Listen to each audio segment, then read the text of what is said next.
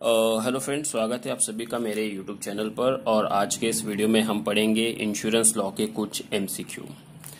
जैसा कि हम जानते हैं हमारी जो एग्ज़ाम है वो एमसीक्यू पैटर्न में होने वाली है, तो काफ़ी स्टूडेंट काफ़ी कंफ्यूज है कि एग्ज़ाम कैसी हो सकती है, क्वेश्चन कितने डिफ़िकल्ट हो सकते हैं या क्वेश्चन कितने आसान हो सकते हैं। तो चलिए आज की इस वीडियो से हम इंश्योरेंस लॉ के एमसीक्यू को पढ़ना शुरू करेंगे।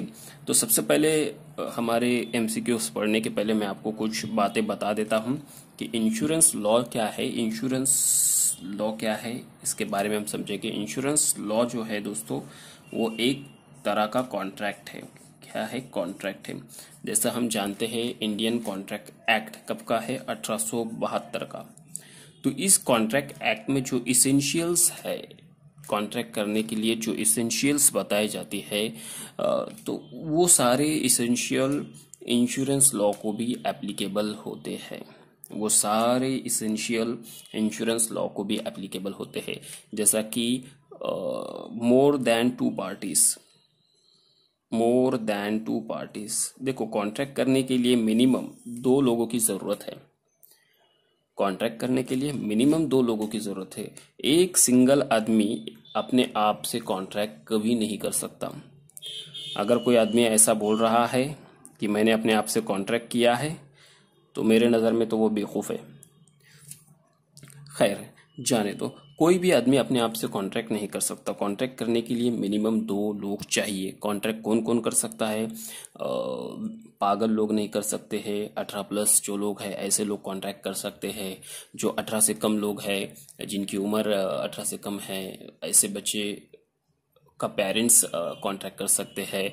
तो ऐसे सारे जो इसेंशियल्स बताए गए हैं 1872 के इस एक्ट में, वो एप्लीकेबल होते हैं इंश्योरेंस लॉ को। और इंश्योरेंस लॉ का जो कॉन्ट्रैक्ट है दोस्तों, ये स्टैंडर्ड फॉर्म ऑफ कॉन्ट्रैक्ट है। Standard form of contract. Standard form of contract की खासियत क्या होती है? यहाँ पे नो चांसेस ऑफ बार्गेनिंग, यानी बार्गेनिंग करना नहीं आता। बार्गेनिंग करने को नहीं जमता है। क्यों नहीं जमता है? बिकॉज जैसा कि हम जानते हैं कि टर्म्स एंड कंडीशन जो है, जैसा कि हमने रिसेंटली हमारे कॉलेज में एडमिशन लिया है, तो एडमिशन लेने के बाद वहाँ पे जो भी इंस्ट्रक्शन थे, हमने एकदम लास्ट में अपनी साइन मार दी वहाँ पे। क्या हमने सर से पूछा है कि सर इतनी फीस क्यों है, कम कर दो? नहीं। क्यों नहीं पूछा? क्योंकि वहाँ पे बार्गेनिंग करने का, कम ज़्यादा करने का कोई ऑप्शन बचा ही नहीं है। तो ऐसा ही स्टैंडर्ड फॉर्म ऑफ कॉन्ट्रैक्ट होता है इंश्योरेंस। तो आज के इस वीडियो से हम इसके एमसीक्यूज पढ़ेंगे।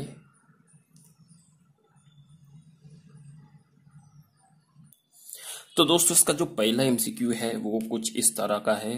द पार्टी एग्रीइंग टू पे for the losses is called the. यहाँ पे ये बताया गया है कि जो पार्टी है, जैसा कि मैंने बताया कि मिनिमम कितने पार्टीज लगते हैं? 2 लोग, मिनिमम 2 लोग हैं।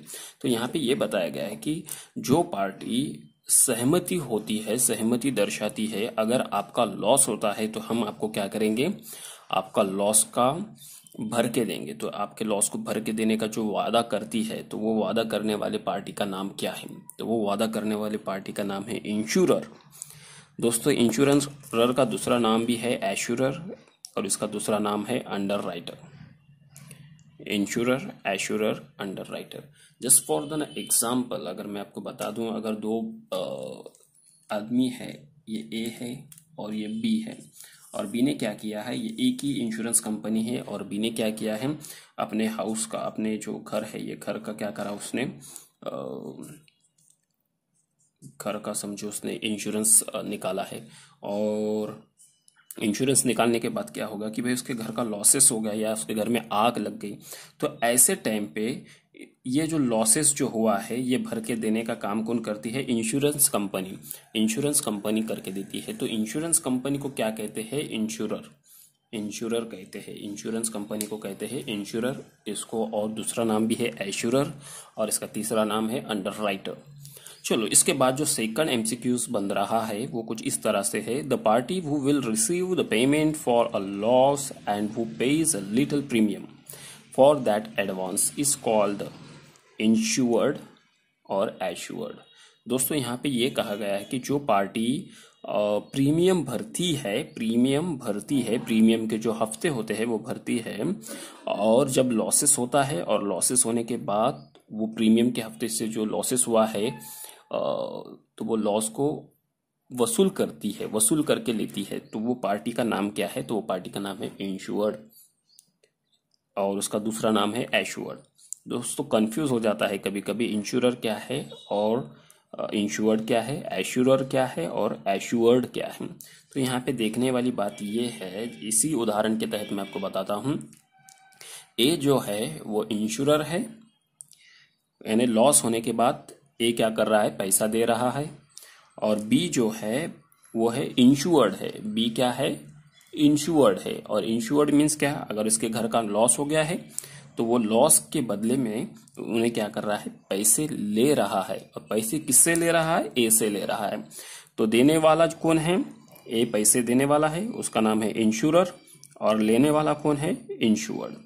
आई होप आपको ये समझा होगा। चलो नेक्स्ट जो एमसीक्यू आता है वो कुछ इस तरह से है। The premium that the insurer receives is called the payment that the insurer receives is called the, इसका नाम है प्रीमियम।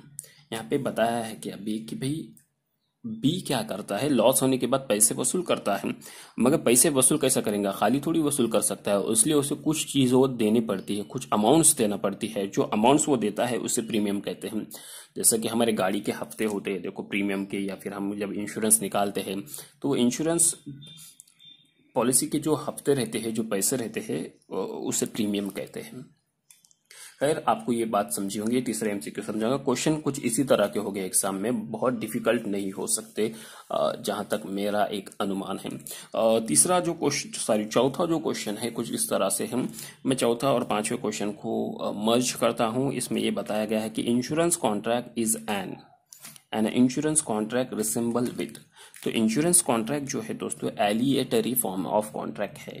एलिएटरी मीन्स गैम्बलिंग, गैम्बलिंग के भी दूसरे मायने होते हैं वेजरिंग। वेजरिंग मीन्स क्या होता है? पैज, जिसको हम बोलते हैं मराठी में पैज, या फिर हम उसको इंग्लिश में बेट बोलते हैं। चैलेंज लगा, शर्त लगाना जिसे बोलते हैं, शर्त लगाना। तो इसमें कैसा होता है कि इंश्योरेंस कॉन्ट्रैक्ट कुछ शर्त लगाए जैसा होता है। अगर लॉस होता है तो पैसे देंगी। अगर ये आदमी है, इसके घर का लॉस होता है तो क्या होंगे? कंपनी उससे पैसा देंगी। अगर लॉस नहीं होता है तो पैसा देंगी क्या? बिल्कुल भी नहीं देंगी। तो लॉस होता है यानी मिनिमम अगर आप सोचे तो आपको ऐसा ध्यान में आएगा कि भाई ये तो कुछ शर्त लगाने जैसा ही काम है। तो हाँ, डेफिनेटली ये शर्त लगाने वैसा ही वाला काम है। और यहाँ पे इंश्योरेंस जो कॉन्ट्रैक्ट है वो वेजरिंग या गैम्बलिंग टाइप ऑफ कॉन्ट्रैक्ट या एलिएटरी फॉर्म ऑफ कॉन्ट्रैक्ट भी कहते हैं। इसके बाद जो क्वेश्चन आता है एमसीक्यूज में कुछ इस तरह से है। All insurance contract comes under indemnity but there are some exception which is. Some means one exception यहाँ बताया है, मैं सम बोला इसे, माफी चाहता हूँ। वन एक्सेप्शन यहाँ पे ये पूछा गया कि ऑल इंश्योरेंस कॉन्ट्रैक्ट है उनका इंडेमनिटी होती है। इंडेमनिटी मीन्स भर के दिया जा सकता, जो नुकसान होता है उसे भर के देना, उसे क्या कहते हैं? इंडेमनिटी। बट ऐसे ही एक चीज है जिसका क्या हो सकता है? भर के नहीं दे सकते हैं। तो वो कौन सा कॉन्ट्रैक्ट है? वो कॉन्ट्रैक्ट का नाम है, तो दोस्तों उस कॉन्ट्रैक्ट का नाम है life and personal accident insurance. Life and personal accident insurance जो होते हैं इसमें इंडेमनिटी करना नहीं आता है। यानी जो ये तत्व है, ये जो प्रिंसिपल है इंडेमनिटी का, is not applicable to life and personal accident. कैसे? अब सवाल आता है कैसे, तो मैं इसको थोड़ा सा समझा देता हूं। तो सबसे पहले देखो, एक ए नाम का आदमी है और एक्सीडेंट में क्या हो जाता है? इसका इंतकाल हो जाता है, डेथ हो जाता है, या वो इंसान मर जाता है। तो क्या अब उसका जीवन वापस आ सकता है क्या, भले ही इंश्योरेंस कंपनी उससे पैसे देती हो? तो डेफिनेटली नहीं। तो यहाँ पे हमें क्या ध्यान में आता है कि भाई एक्सीडेंट जब होता है या जब एक्सीडेंट में किसी की मौत हो जाती है और ऐसे इंसान का अगर इंश्योरेंस होता है तो वो इंश्योरेंस का फायदा उससे नहीं मिल सकता। और उसके जो इंडेमनिटी मीन्स भर के देना, जो भी लॉसेस हुआ है वो भर के देना। तो इंश्योरेंस कंपनी क्या उस इंसान को जिंदगी वापस दे सकती है क्या? तो बिल्कुल नहीं दे सकती है। तो यहाँ पे इंडेमनिटी का तत्व जो है, प्रिंसिपल है, ये एप्लीकेबल नहीं होता है। आई होप आपको ये समझा हो।